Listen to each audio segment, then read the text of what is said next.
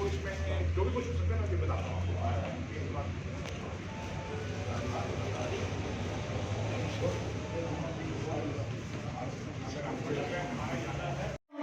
DJ please beats चला दे। Thank you so much. और यहाँ पर हुसैन जी आ चुके हैं, तो हम उनका बहुत बहुत अभिनंदन करते हैं, उनका बहुत बहुत स्वागत करते हैं और उनको बहुत बहुत धन्यवाद कहना चाहेंगे कि सर आपने अपना कीमती समय निकाला और आप यहाँ पर आए, उसके लिए हम आपके बहुत बहुत शुक्रगुजार हैं। Thank you so much. तो खास बनाते हैं हम सभी के लिए, सबका साथ सबका विकास। और एक बार फिर से आप सभी लोगों का बहुत बहुत अभिनंदन है। हम यहाँ पर आप इस प्रोग्राम में आए हैं तो उसके लिए बहुत बहुत शुक्रगुजार है। और ये प्यारा सा छोटा सा टोकन ऑफ अप्रिसिएशन हमारे, अब चूंकि यहाँ पे लिखा था पूर्वांचल पर्यटन संगठन, तो पहले तो मैं नहीं बोला, लेकिन फिर दोबारा उन्होंने बोला कि पूर्वांचल की बात है तो मैं बात तो जरूर रखूंगा।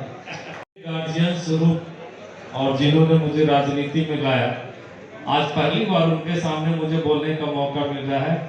हमारे बड़े भाई गार्जियन स्वरूप सैयद शहनवाज हुसैन जी रात तक भी लिया जा रहा है, बिजनेस को प्रमोट किया जा रहा है, टूरिज्म को बिहार में लग्जरी क्रूज चलाया जा रहा है जैसे गंगा नदी पे, और उसको उसका टाइमिंग भी बढ़ा दिया गया है कि टूरिज्म पर्पज से ये सब चीज़ें। देखिए, अच्छी बात है, टूरिज्म और लॉ एंड ऑर्डर दोनों साथ चलते हैं, इंडस्ट्री और लॉ एंड ऑर्डर साथ चलते हैं।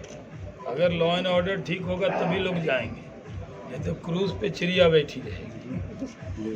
जब तक कानून का राज नहीं होगा, लॉ एंड ऑर्डर ठीक नहीं होगा, तो जहाँ भी टूरिज्म होता है वहाँ कानून का राज होना चाहिए। हमारी शुभकामना है कि बिहार में टूरिस्ट आए और उनको पूरी सुरक्षा मिले। सर, एक आज पोस्टर लॉन्च किया जेडीयू ने, जिसमें कृष्ण भगवान और अर्जुन को दिखाया गया है, ललन सिंह और उसमें नीतीश कुमार जी हैं, तो किसी महाभारत का आगाज है ये जो पोस्टर लॉन्च किया उन्होंने। कृष्ण भगवान तो बहुत बड़े थे, कोई इंसान उनसे तुलना कैसे कर सकता है। सर, प्रशांत किशोर भी 3000 किलोमीटर की पैदल यात्रा कर रहे हैं। हम लोग तो बचपन से ही यात्रा कर रहे हैं, पैदल ही चल रहे हैं।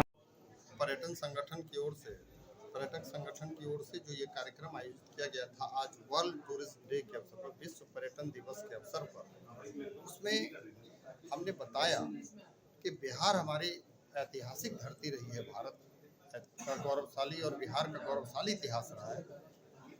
वहाँ जिस तरह से सम्राट अशोक, महावीर, भगवान महावीर की जन्म धरती वैशाली, भगवान बुद्ध की ज्ञान स्थली आपको बताएं वो बोध गया, जिस तरह से पूरे बिहार में सिख के जो गुरु थे हमारे गुरु गोविंद सिंह जी, उनकी जन्मस्थली, इस तरह से पूरे बिहार में ऐतिहासिक एक से एक धरोहर है, एक से एक चीजें हैं पर्यटन के लिए। पर्यटन की अपार चीजें हैं, हम सब लोगों को बताए हैं और आपके माध्यम से, मीडिया के माध्यम से बताना चाहते हैं कि एक बार निश्चित रूप से बिहार आएंगे, जो भी पर्यटक बिहार आएंगे वो बार बार आएंगे। और वहाँ की सरकार, हमारी बिहार की सरकार, जो हम लोगों के आदरणीय नेता श्री तेजस्वी प्रसाद यादव जी जो मुख्यमंत्री हैं, हम लोगों के मुख्यमंत्री श्री नीतीश कुमार जी के नेतृत्व में बिहार की जो महागठबंधन की सरकार है काफ़ी बेहतर काम कर रही है। किसी तरह की कोई दिक्कत नहीं होगी। जो लोग भी आएंगे, जो भी पर्यटन के क्षेत्र में, जिस भी क्षेत्र में लोग आएंगे उनको आमंत्रित करते हैं और वहाँ किसी तरह की कोई परेशानी नहीं होगी, कोई समस्या नहीं होगी। बिहार की सरकार खड़ी है एकदम, कोई हर तरह की सुविधा देने को बिहार सरकार तत्पर है। निश्चित रूप से सब लोग आए और बहुत बहुत स्वागत है। सर, समृद्ध इतिहास होने के बावजूद भी बिहार का जो आज पिछड़ापन है, इसके लिए आप क्या सोचते हैं? देखिए, उसमें बहुत सी बातें हैं जो केंद्र से, जिस तरह से केंद्र की सरकार है और बिहार के साथ जो सौतेलापन व्यवहार उसका हमेशा से रहा है। आज जब ये झारखंड का बंटवारा जब हो गया तो जो खनिज संपदा थी बिहार की, वो झारखंड के हिस्से में ज़्यादा वो चली गई। बिहार को स्पेशल स्टेटस, स्पेशल पैकेज देने की बात थी, लेकिन केंद्र सरकार हमेशा बिहार के साथ सौतेला व्यवहार करती है, जिसके वजह से भी बहुत सारी। जब हम माता सीता की बात करते हैं तो वहाँ के जो दामाद थे वो राम जी थे, तो वो भी सौतेले थे, पर उन्होंने फिर भी अपना वर्चस्व बना के रखा। अब देख लीजिए, वही कहते रहे हैं कि वहाँ माता सीता की जन्मस्थली है, लेकिन वहाँ पर्यटन की अपार चीज़ें हैं, वहाँ धरोहर है, बिहार गौरवशाली इतिहास है। वहाँ जो पर्यटक आएंगे, वहाँ यहाँ जो पर्यटक आएंगे और जो भी हमारे इन्वेस्टर लोग वहाँ आए, निश्चित रूप से उनका स्वागत है। हमारा बिहार की सरकार पूरी शिद्दत के साथ उनके साथ खड़ी है। उनको कहीं किसी तरह की कोई के बारे में बताओ, रोशन क्या क्या काम करना चाह रहे हैं पूर्वांचल के लिए? सबसे पहले तो मैं अपने संगठन पूर्वांचल पर्यटन संगठन के बारे में बताऊँ। ये एक संगठन है जिसमें ट्रैवल और टूरिज्म इंडस्ट्री से करीबन हज़ारों की संख्या में जो प्रोफेशनल हैं उनका एक संगठन है। और इस संगठन का जो विज़न है वो ये है कि पूर्वांचल का जो इलाका है, जैसे जिसमें पूरा बिहार, उत्तर प्रदेश का जो इलाका ईस्टर्न इंडिया, ये सब इलाके जो आते हैं, जैसे काशी हो गया, बिहार हो गया, तो इसमें जो अंडर रेटेड जो जगह हैं उनको एक खाका तैयार किया गया है जिसमें कि उस जगह को प्रमोट करना है, कैसे करना है, टूरिज़्म को कैसे बढ़ावा देना है, ये हमारा उद्देश्य है। और चूँकि जो पर्यटन है ये एक ऐसी इंडस्ट्री है जिसमें कि बहुत सारे स्टेक होल्डर होते हैं। एक होटेलियर होता है, एक ट्रांसपोर्टर होता है, एक ट्रैवल एजेंट होता है, बहुत तरह के लोग मिल करके इस इंडस्ट्री को बनाते हैं, एक रूपरेखा देते हैं। तो इसमें सब लोगों को शामिल किया गया है और ये सारे लोग जो है बिना सरकार के सहयोग के हम नहीं कर सकते। तो हमारे सरकार के ऊपर मतलब ये है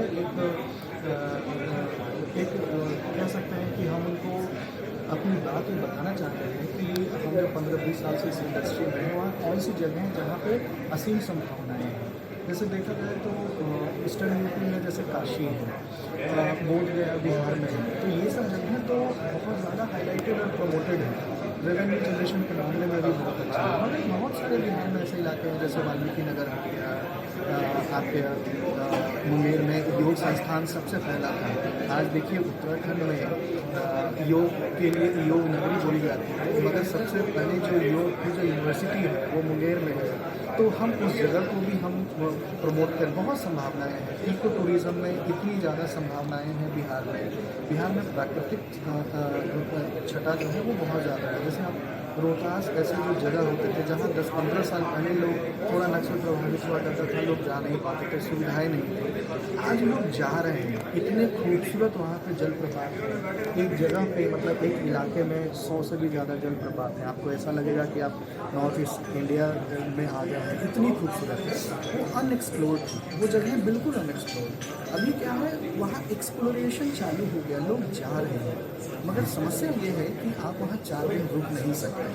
होटल्स नहीं है, रिजॉर्ट्स नहीं है, फॉरेस्ट में इलाके हैं, तो कुछ जंगल नॉलेज होने चाहिए। आप देखिए वाल्मीकि नगर एक ही जंगल है, एक ही इंटरनेशनल बॉर्डर है, आधा नेपाल की तरफ है, आधा इंडिया की तरफ है। नेपाल वाला चितवन कहलाता है, चितवन नेशनल पार्क, और इंडिया वाला पार्ट जो है वो वाल्मीकि नगर टाइगर रिजर्व है। इंडिया वाले पार्ट में एक भी ढंग के रिजॉर्ट नहीं है कि टूरिस्ट आए। आप चितवन में जाएंगे तो वहाँ 400 से ज़्यादा रिजॉर्ट्स हैं, छोटा सा देश, 400 से ज़्यादा है, और लग्जरी से लेकर के मीडियोकर तक भी है। तो वहाँ उन्होंने इको टूरिज़्म को बहुत बढ़ाया।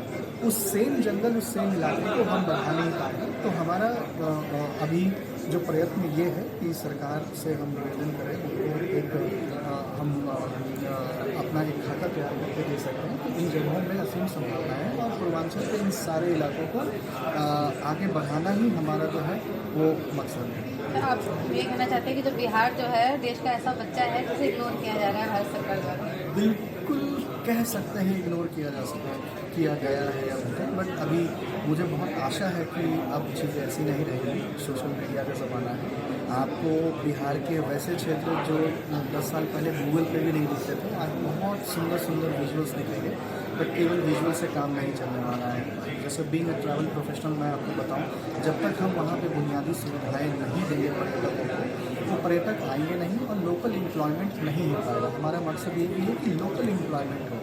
आप पलायन बिहार से बहुत होता है, क्यों होता है? अगर एक जंगल के तरफ और एक पिछड़े इलाके या फिर कहें बिल्कुल इंटीरियर इलाके में कोई रिजॉर्ट हो, वहाँ पे 100-50 अगर स्टाफ काम कर रहे हैं जो लोकल हैं, तो लोग पलायन क्यों करेंगे? पलायन तो पिछड़ी जगहों से ही होता है। कोई महानगर से पलायन नहीं करता, बहुत कम करते होंगे।